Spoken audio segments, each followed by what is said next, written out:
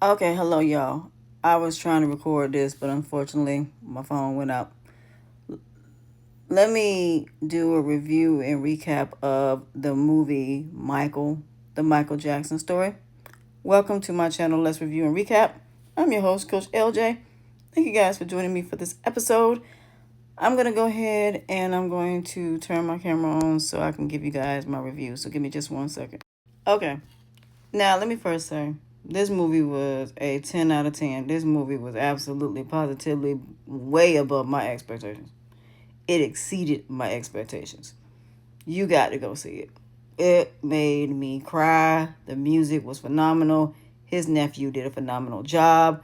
They storytelling about Michael Jackson, boy, had you looking at that man in a completely different way. When I tell you it's going to make you so mad at Joseph and it's going to make you so mad at his mom, it ain't even going to be funny how much it's going to piss you off. Let me first say, everything that I ever thought about Michael Jackson, I was actually right. I always said that they stopped his growth. The way that Joseph stopped that boy's growth, it centered around the relationship between him and his daddy. That's what this movie was about.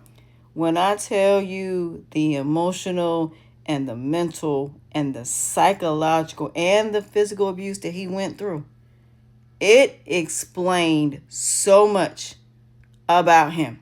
Why he was so attached to children, why he had that childlike mind, why he was so timid.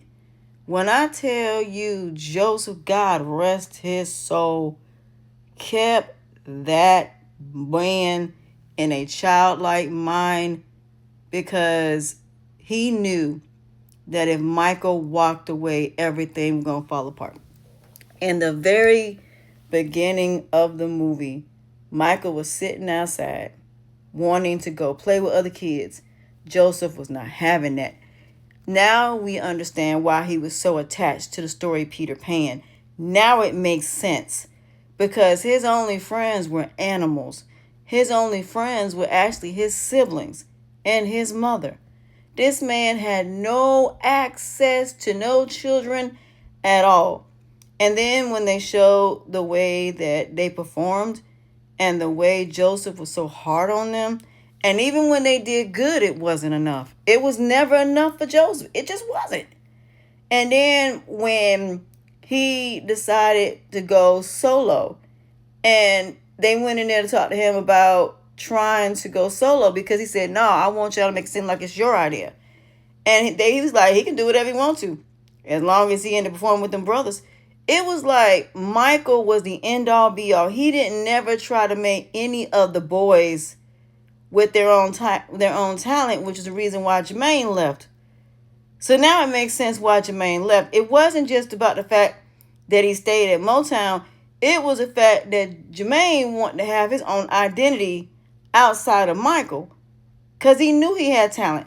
And unfortunately, the rest of his brothers never really got a chance to shine because Joseph never put as much into them as he put into Michael, which is the reason where Janet came in. Because with Rebe, she only came out with one album, that was it. And then LaToya, but it was Janet.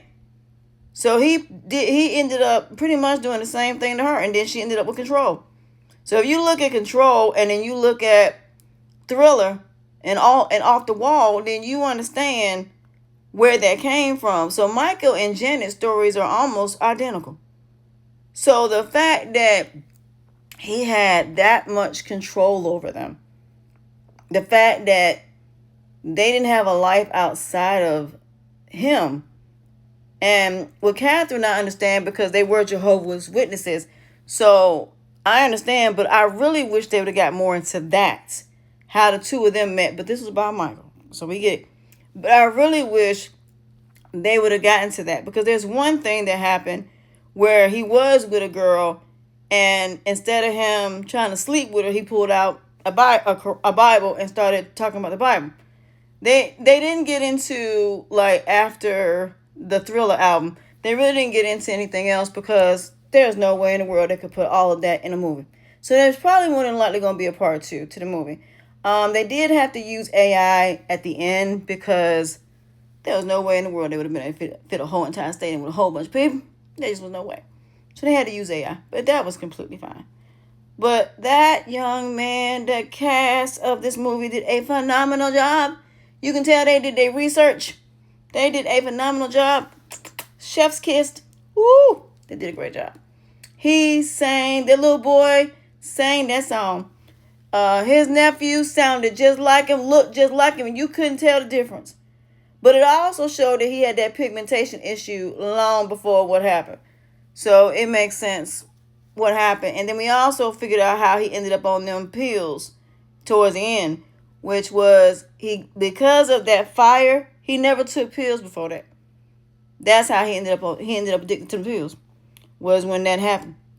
But I love the fact that when he got on that stage with the Jackson 5 and he said this was going to be our final tour, I didn't even know that was his way of breaking from Joseph, finally.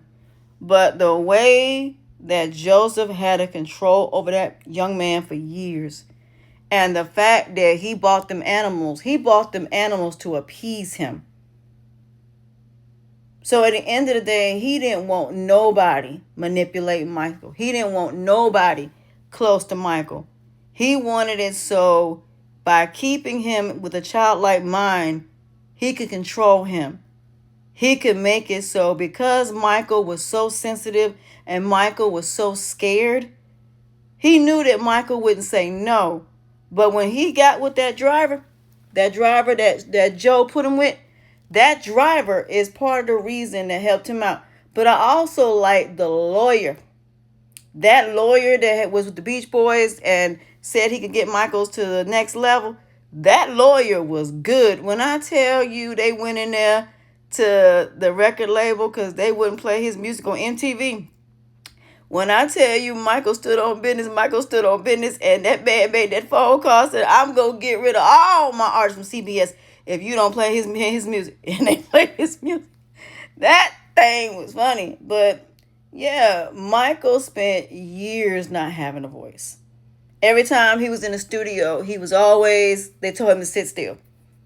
But they also showed his relationship with Quincy. I wish they went more into that as far as how they met, but they didn't get into all of that. But it was primarily, from what I got from it, based upon his relationship with his dad.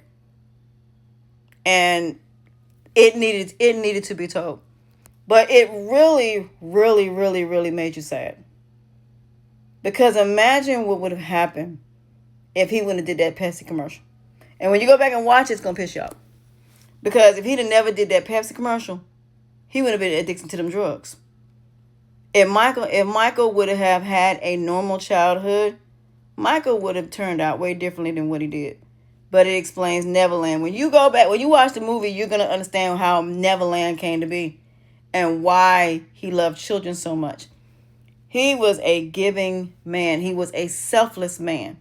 You got to know the man, not just the artist. You got to know the man himself. You got to see every side of him that we never got to see. They did a phenomenal job. But I love when Catherine finally stood up for Michael. And I thank God she did, because she sat there and let that man do a lot of stuff to them kids. But I understand Jehovah's Witnesses. I get it. I understand. Because that's the thing about submission. That's what tends to happen. But I just wish he would have been able to be able to have a normal childhood. I wish that he was able to live a normal life. Because, see, the rest of them, even though, yes, they were in that group, they were able to get married. They were able to have children. Michael didn't have that luxury. Even though Michael was a phenomenal performer, but socially wise, no. He had a lot of social issues. He was really, really had a childlike mind, and you could tell. They kept him in that childlike mind so they could manipulate him.